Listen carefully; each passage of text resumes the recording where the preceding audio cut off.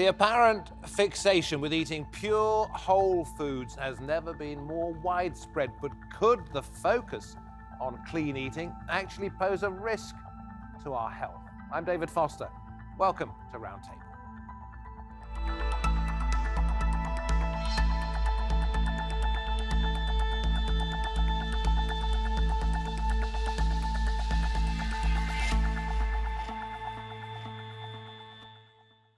Whole foods are in, additives are out. Clean eating is increasingly popular and many companies are apparently taking advantage. But is it really as healthy as some claim it to be?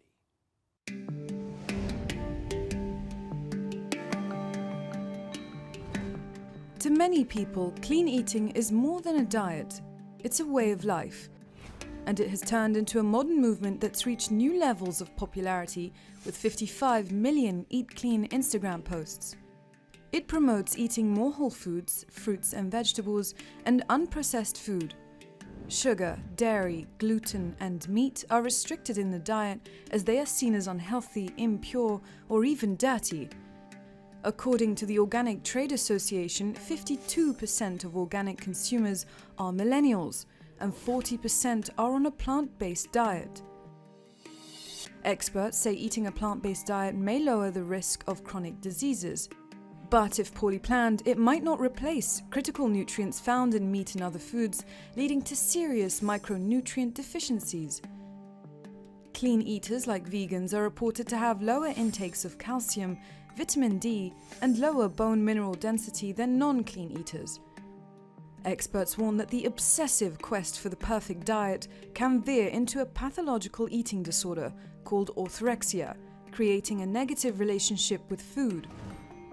So, is clean eating healthy or harmful?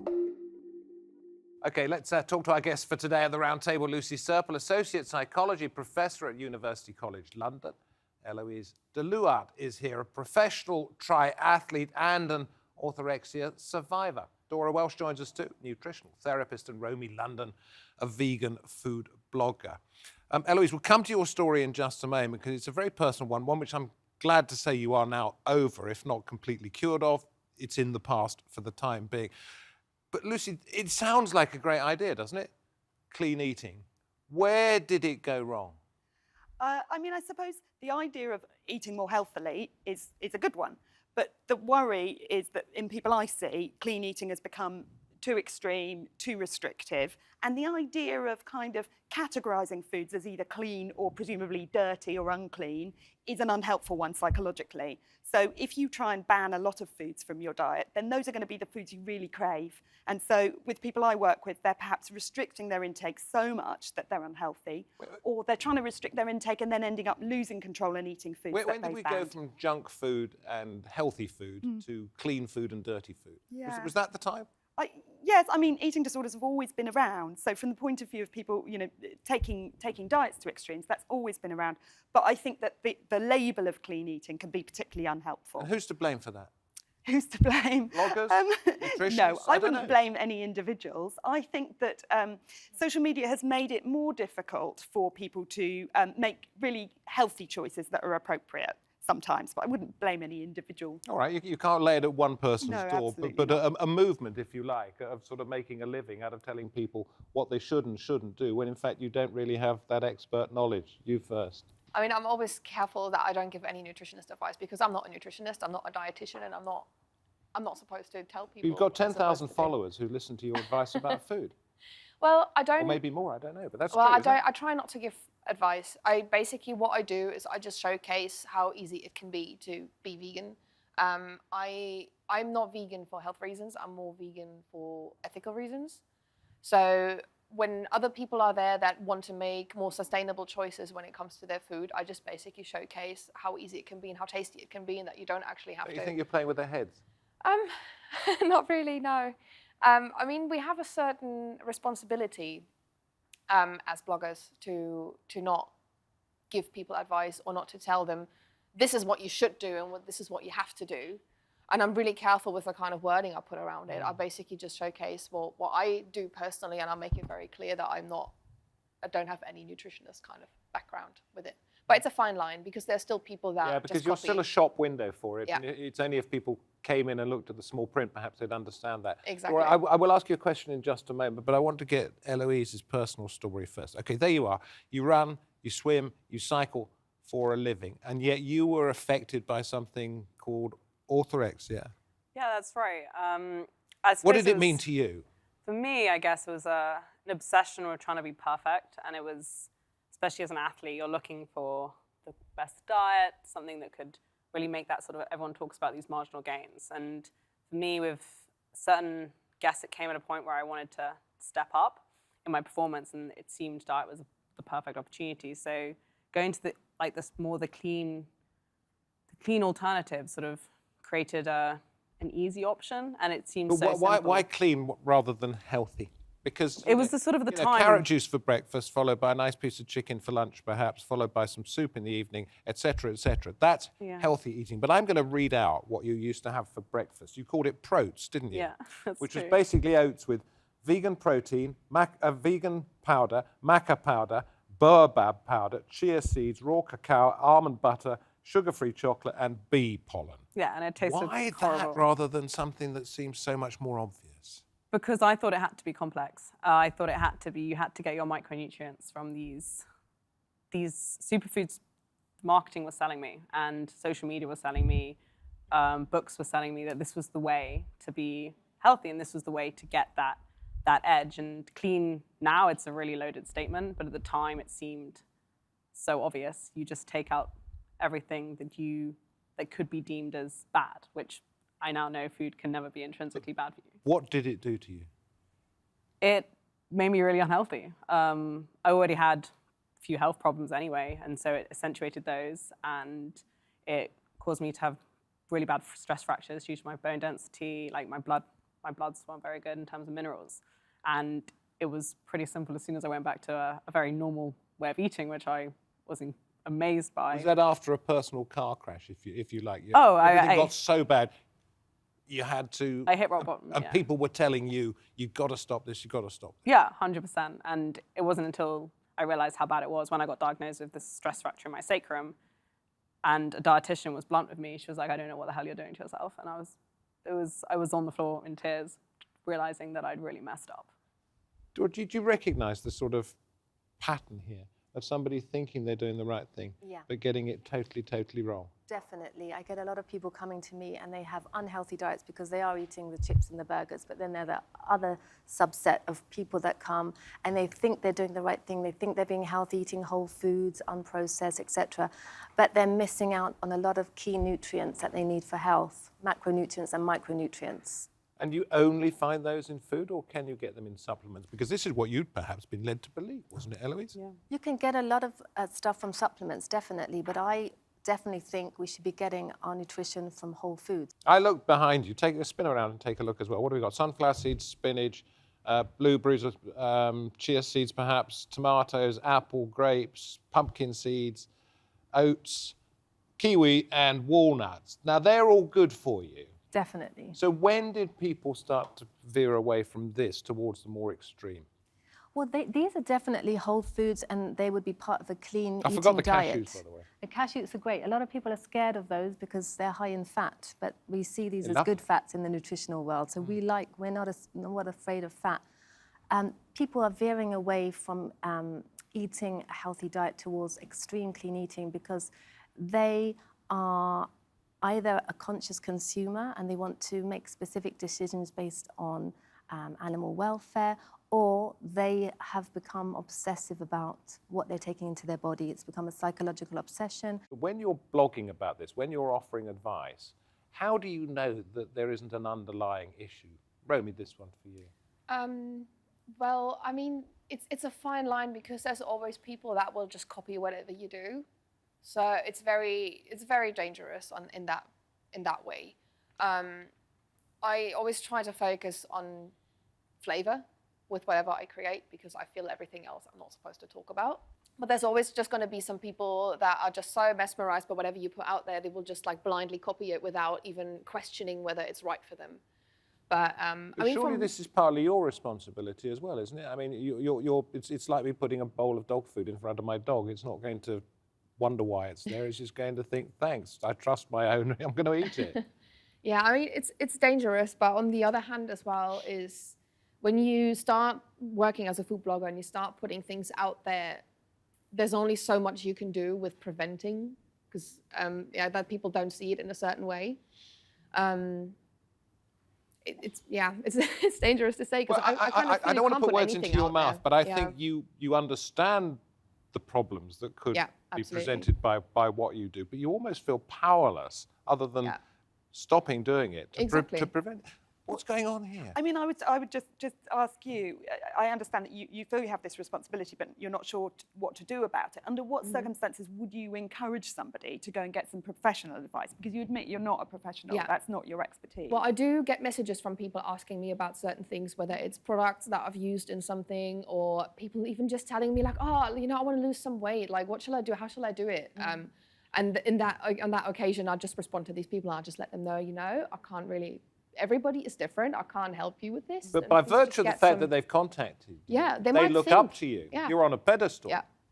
And it's quite scary, to be honest. And I think that's the thing that's changed massively over the last, say, 10 years, is that we used to look to experts, people with, you know, nutritional or scientific, psychological knowledge, and now we look to social influencers who as you admit, you know, you're doing this because it's something you found useful, and you're talking about your personal experience, and somehow personal experience is now valued over science. But equally, that's not Romy's fault necessarily, No, is I it? Because absolutely all agree she's it's not doing her is writing down, is publishing a diary, if you like, of Yeah. what she does and thinks. Yeah, but every that's day. become so influential now that, you know, I talk to my kids and say, well, where do you get your news from? Where do you get your information I from? hope. And they get it from, of course, yes, absolutely. But they're really, really influenced by social media, and that's the way young people are growing up, to be more influenced by that than they are by something they've read in a book written by somebody who's, you know, got a university degree or you know, some qualifications in something. Don't you, Eloise? Yeah, 100%. Yeah. And I would probably say to Romy, I haven't seen your Instagram account, I will say that, but something I've been really conscious of is, yes, I guess I'm an athlete. People might look up to my training schedules, may look up to what I eat. And that's why I'm very conscious at the moment to show the both sides of it, that yes, on one day I may do this big training session, on this one day I may have this what looks like a clean, healthy lunch, but I'm also a human. I do like the odd donut. I do have days off where I don't move and I sit on the sofa, and that gives that, especially in our generation, it's giving that human level back, rather than you have to be at the top of that mountain when no one knows what that mountain is. Okay, we'll get on to nutrition. Do say anything you Yes, want to say well, I first. really like what she's saying. Firstly, I think we can learn a lot from bloggers. Even I follow some, and some of them that are well informed about the diet they're following can impart some important information, but we need to marry that up with good, sound nutrition advice and not just take it, you know, just take that blogger's advice if they're not qualified. And I like what you're saying about enjoying burgers and donuts, because I'm the same, actually. And people always say to me, you're a vegan, you're a vegetarian? I was like, no way. I love burgers, I love steak, I'll have one at least once a week.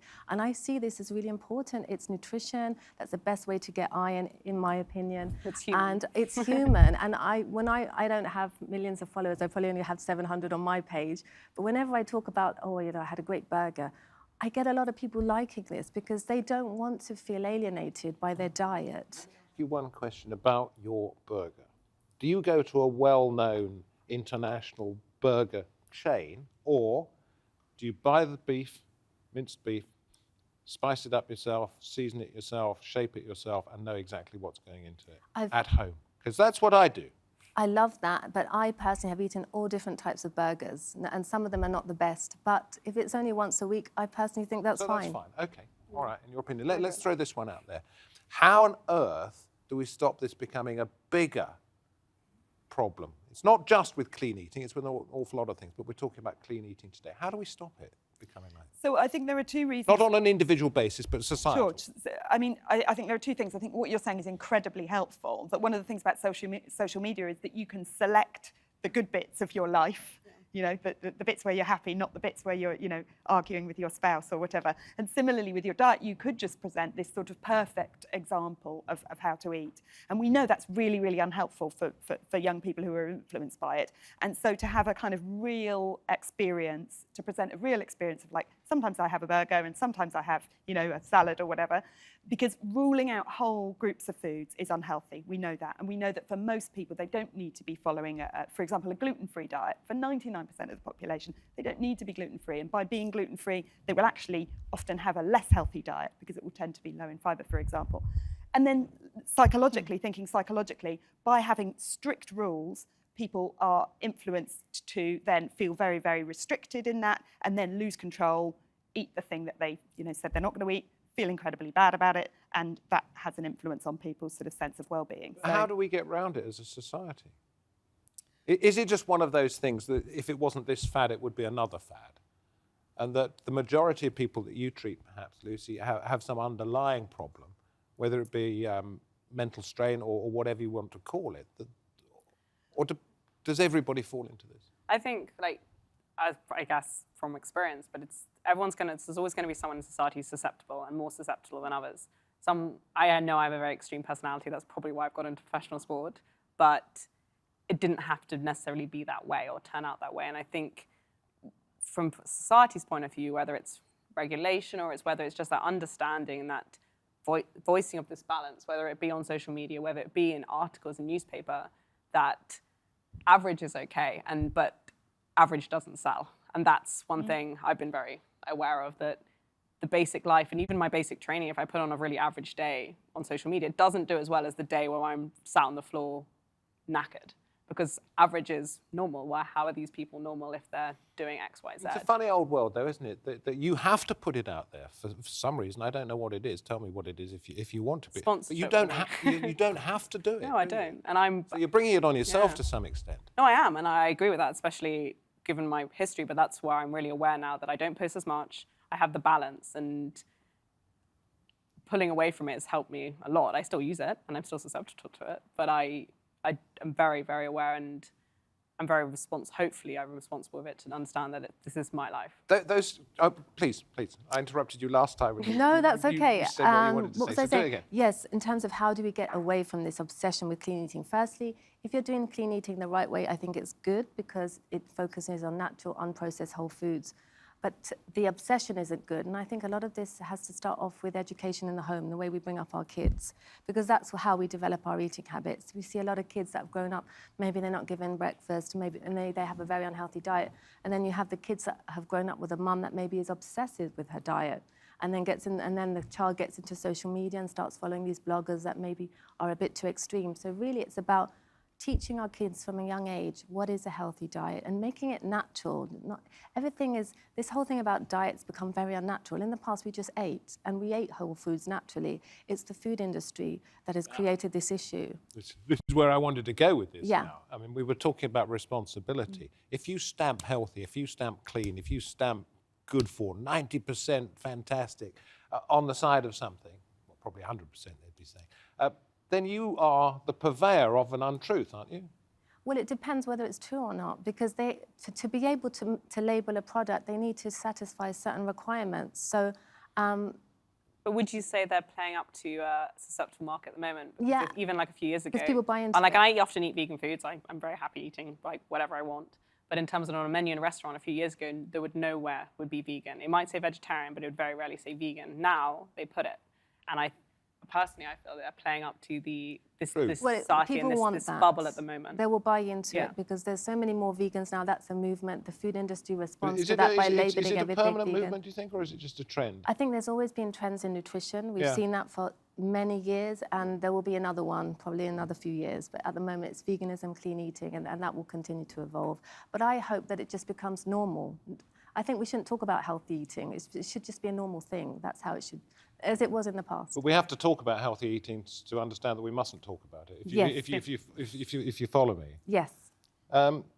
But I think the food industry does have a responsibility here, because if you look at these foods, these are not foods that are marketed. These are fresh, wholesome foods, which are fine and can form part of a healthy diet. But the sort of foods we're marketed are things like what you were talking about, like the bee pollen and the all these obscure kind of supplements. And I think there's a bit of a social class issue going on here as well. That these are expensive foods that are marketed to us as being foods that are consumed by people who are high in social status, when actually you can have a healthy diet by just eating kind of normal, fresh, regular foods. Definitely. You don't have to buy a load of foods that are marketed. Do you ever, to you. in your blog, Romy, suggest the sort of things that we went through there?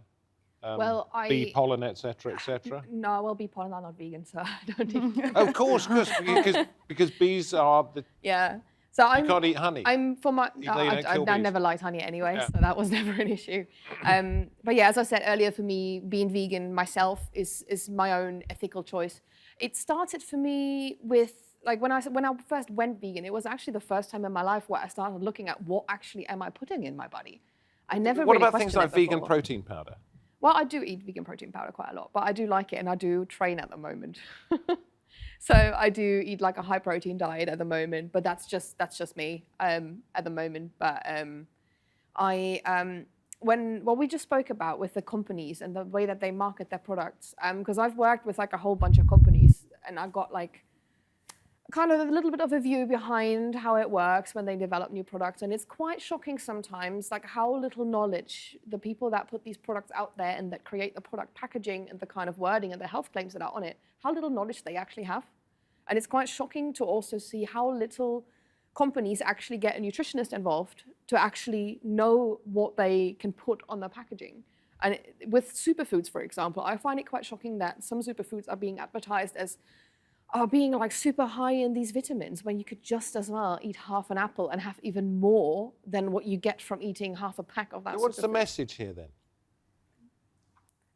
I think people just should eat a range of foods. They shouldn't worry too much if they eat something that somebody on a website, on a blog has told them is unhealthy. That, you know, eating a range of foods over weeks, months, years is what's going to, you know, improve your life. What you eat on one particular day and whether it exactly follows a particular plan is not important. And beware of being marketed to. Let me just posit one particular thing. There are 4 of you here, and our producers asked you, and I'm very glad you did come along, but you are 4 women. And there's an article in Good Housekeeping magazine by Jaslyn London, who's a registered dietitian, etc., etc. She said there are too many things that already make many of us, especially women, feel bad about ourselves. Is this partly a gender thing? Women being targeted, women feeling particularly vulnerable? I think actually, which is very scary, you might say on your side, but the gym industry for men is just as bad, and it's actually getting much more dangerous. Some people I work with to get me healthy, and I often have these chats with them about sort of what's going on in society or like what the main trends are.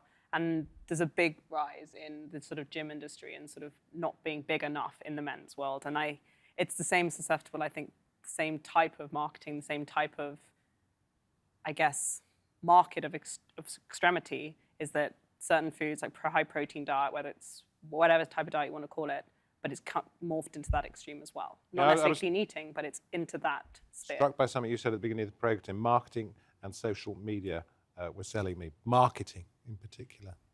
Yeah, you've got to sell it. Okay. I see a lot of men coming. I used to mostly see women, but increasingly I have men coming. They have a complex about how they look. And a lot of them come to me and they come with really extreme requests, like wanting to reduce their body fat so much, like to a point where it would be unhealthy. And I turn them away and I say, you know, you need to get help with that. That's very extreme behavior. And I think, you know, men definitely are susceptible to this. We're seeing. So you don't think it's a gender thing at all? Or do you I think that men are now being targeted more? More women are susceptible to this. Your respondents, your followers, etc., etc. Men or women? Is it a gender It's thing? about 60-40, so it's more women than men. About 90% of all other bloggers that I know, they're all female.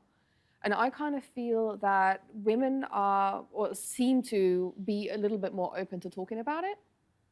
What do you think about that? Well, I think it's really interesting that it's more women, because often with clean eating, we're told it's about health and about having a healthier diet. But the fact that it's all women, and it's women who are more concerned about their appearance, suggests to me that actually sometimes clean eating isn't anything to do with health. And it sounds like for you it wasn't healthy, but that it's actually much more about, you know, fitting an appearance that is expected. And that's so much more of an issue for women than it is for men still. I totally take on board what you're saying about men and muscle and low body fat, that's an increasing problem, and that can, you know, in susceptible men lead to eating disorders. But women have to be more concerned about how they look. You might not believe it, but we're almost at the end of the programme. It's rattled past. Thank you very much for coming in. I want to know how you are now and what advice you would give to somebody who might be about to follow the same dangerous path that you did.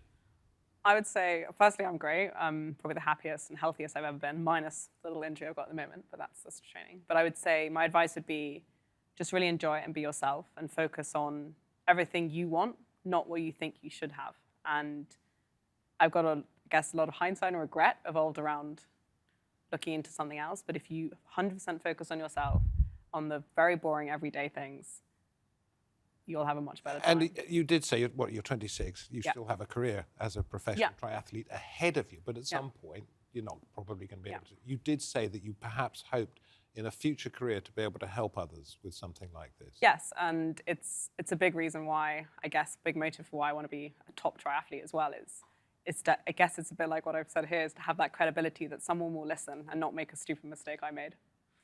And I was naive. Well, look, the very best of luck. Thank we should be you. watching out for you on the sports Fingers pages crossed. and in the healthy living pages as well. Thank you for coming in, and appreciate your time too. Thank you very much indeed. Perhaps clean eating is not clean eating at all. Perhaps it is a dirty word. Thank you to my guests. Thank you for watching. This has been Roundtable. Hope to have your company next time. From me, David Foster, from the entire team, goodbye for now.